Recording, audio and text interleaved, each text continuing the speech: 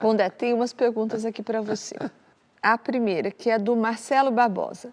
Você acha que a propriedade privada é realmente a fonte da desigualdade social? Te pergunta o Marcelo Barbosa. Eu não acho que dê para dizer que é a fonte, né?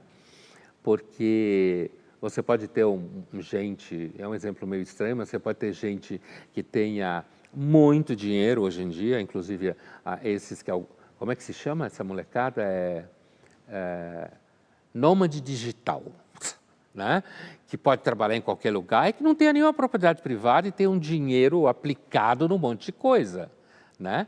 Então, não acho que ela seja a fonte. Ela é uma fonte possível, sem dúvida.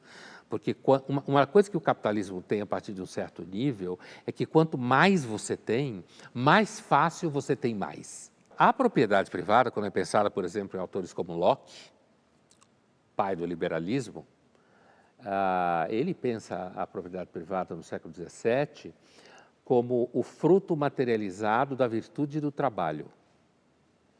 Então, alguém que trabalha e se esforça deve ter como fruto material do seu esforço a propriedade privada para que ele possa, inclusive, se defender dos outros e do Estado. A propriedade privada é um princípio que os americanos têm isso muito claramente, inclusive, que é assim, aqui quem manda sou eu.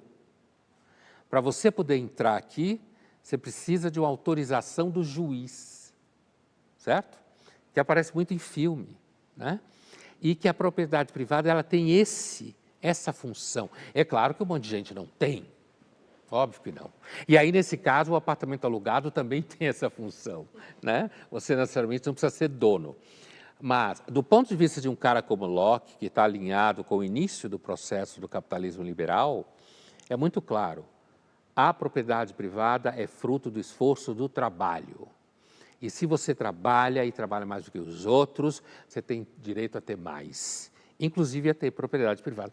O que é uma coisa nova, porque antes o castelo, sei lá, passava de 500 anos na mão da família.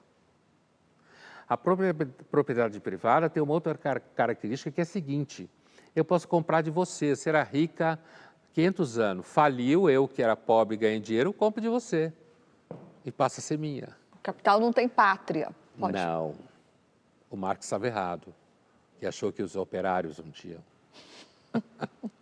O operário tem só o bairro dele, quase. Pondé, o Matheus Pereira te pergunta, a busca incessante pela felicidade é um dos efeitos colaterais do capitalismo? Acho que sim. Ué, mas no comunismo ninguém busca a felicidade?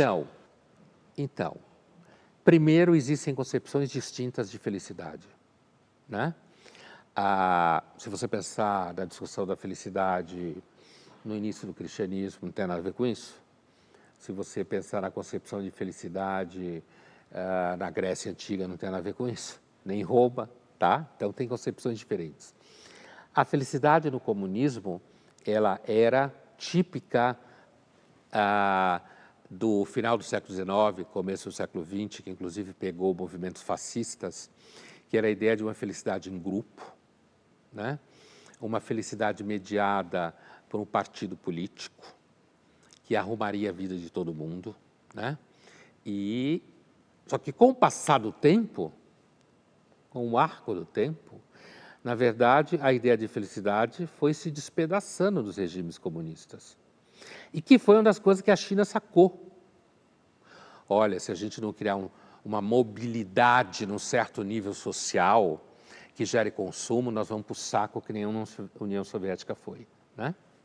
Agora, no capitalismo, essa felicidade, compreendida como uma coisa que depende de você, que depende de você responder às demandas do mercado, que depende de você inovar, que depende de você agregar valor a você, e aí você vai realizar todos os seus sonhos individuais, essa ideia de felicidade, que é uma coisa que você pode aprender no workshop, que te dá fórmulas, isso é bem ligado ao capitalismo. Para participar do Linhas Cruzadas, envie a sua pergunta ou seu comentário através das redes sociais da TV Cultura usando a hashtag Linhas Cruzadas.